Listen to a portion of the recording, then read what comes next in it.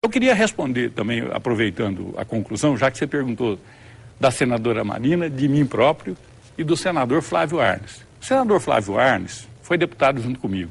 Ele era deputado do PSDB do Paraná.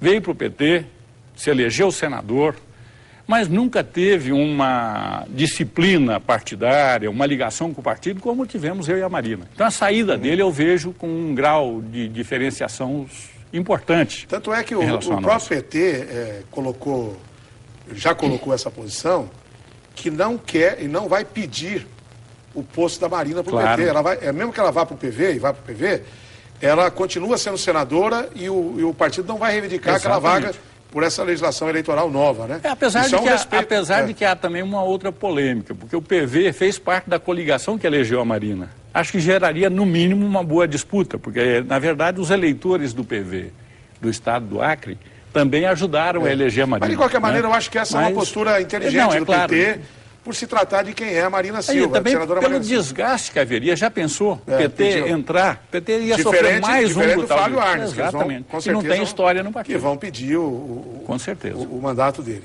Agora, evidente que as especulações vão acontecer. Afinal de contas, o senhor já representou a nossa região como deputado federal. O Partido Verde é um partido novo, é um partido que eu já disse isso aqui abertamente, eu não tenho nenhuma cor partidária, mas é um partido que ele conta com uma simpatia muito boa por conta dessa causa que ele defende, sempre defendeu a questão de meio ambiente. Agora, é evidente que o senhor deverá ser cobrado para uma disputa eleitoral de novo, embora o senhor tenha dito aqui mesmo nesse programa, depois de se afastar da política, que não tinha mais interesse, talvez fosse tocar a sua vida de uma outra maneira, embora o político nunca se afaste da política, mas se afastar de cargos eletivos. Isso já começou a ser cobrado por isso? Bom, essa é uma questão muito curiosa, porque, na verdade, muitas pessoas não acreditavam que eu fosse me afastar das disputas eleitorais, quando eu disse que me afastaria. E muita gente acredita que a política só pode ser feita disputando eleições. Eu acho que eu posso ser um ser político sem necessariamente disputar eleições. E é meu compromisso com a Marina e com o Partido Verde. Nós estaremos nos filiando no próximo domingo, num ato em São Paulo, numa convenção política do Partido Verde, Marina Silva e alguns de nós, né?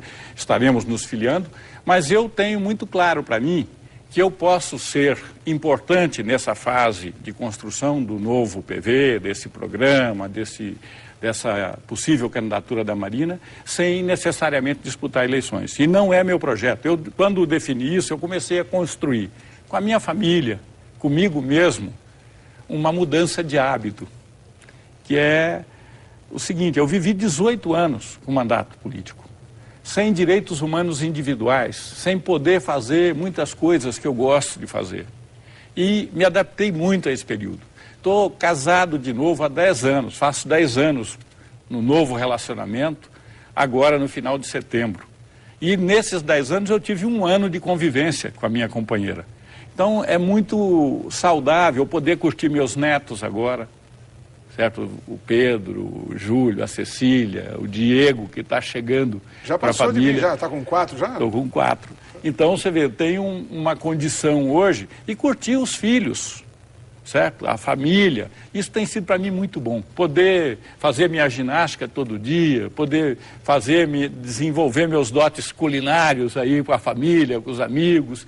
Então, eu acho que eu posso perfeitamente dar a minha contribuição sem passar por uma candidatura. E isso tem, evidentemente, me angustia também. Ontem mesmo, na reunião, o presidente do PV Nacional falou, quando a senadora Marina chegou para a reunião, ele disse: olha, agora nós vamos organizar um movimento de telefonemas para o Zica para convencê-lo a ser candidato.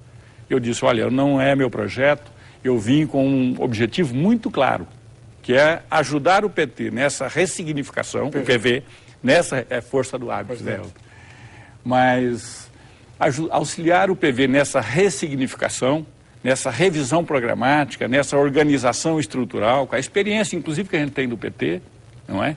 Auxiliar o PV nesse processo, sem querer transportar os métodos do PT para lá, evidentemente, mas dentro da realidade do partido, e auxiliar a campanha da Marina se ela vier a acontecer. Esse é meu projeto de vida e continuar sendo um cidadão que contribui para melhorar o rumo, melhorar a vida do nosso povo brasileiro. Luciano Zic, eu tenho que fazer essa pergunta no ar, porque, na verdade, disse isso pessoalmente a ela, e quero fazer um paralelo de comparações. Claro. Heloísa Helena, ex-senadora Heloísa Helena, esteve aqui várias vezes no nosso programa. Quando ela lançou a candidatura, ela estava acabando de criar o PSOL. E ela era a grande estrela do partido. E eu disse a ela, num tom de comentário, senadora, a senhora é uma voz forte no Senado, uma voz que ecoa no Brasil. De repente, a senhora vai para uma candidatura à presidência da República. Na minha opinião, isso falei para ela abertamente, na minha opinião, com muita dificuldade de vencer, com a popularidade do presidente Lula, deve se reeleger. A senhora perde a eleição, perde o mandato de senadora, que seria fácil a sua reeleição por Alagoas, e o partido perde a sua voz grande lá dentro do Senado e vai sair da mídia. E foi exatamente o que aconteceu.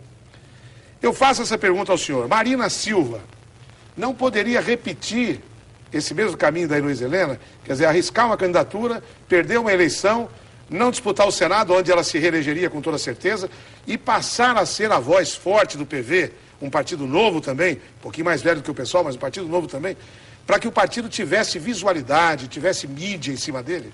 Bom, Elton, essa é uma pergunta que é inevitável, até por conta dessa história da Heloísa Helena, que é uma figura que eu respeito muito, fui colega dela no parlamento e dentro do PT, mas eu acho que há uma diferença fundamental entre as duas. Primeiro, que a Heloísa Helena foi estigmatizada no Congresso Nacional e na sua militância como uma estridente opositora aos governos aos quais ela enfrentou, inclusive ao do presidente Lula.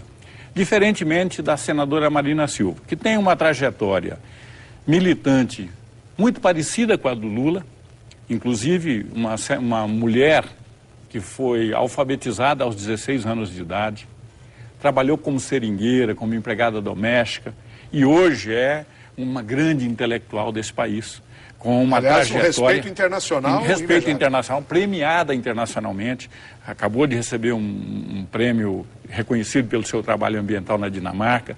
Dia 12 de outubro agora estará recebendo um prêmio também no Principado de Mônaco, em face do trabalho importante que ela faz pelo meio ambiente.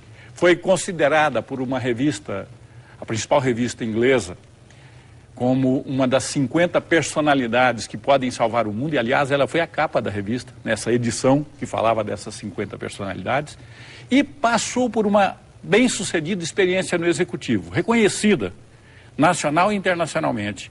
Os 5 anos que ela passou no Ministério do Meio Ambiente, muitos poderão atacar por uma coisa ou outra, mas hão de reconhecer sempre que a contribuição dela, que o mundo reconhece, o Brasil também terá de reconhecer. Então eu acho que a Marina tem uma qualidade diferencial em relação a Heloísa Helena nesse papel de fazer essa disputa. Além de um outro aspecto, que é o perfil. O pessoal cumpre um papel importante na sociedade brasileira, respeitável.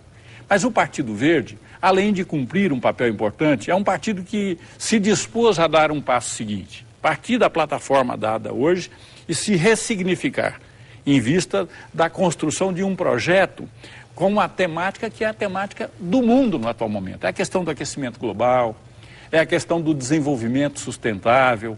O governo Lula cometeu, ao meu ver, um equívoco grave do ponto de vista ao focar o crescimento, o programa de aceleração do crescimento. Crescimento não é necessariamente desenvolvimento. Agora, desenvolvimento será sempre crescimento.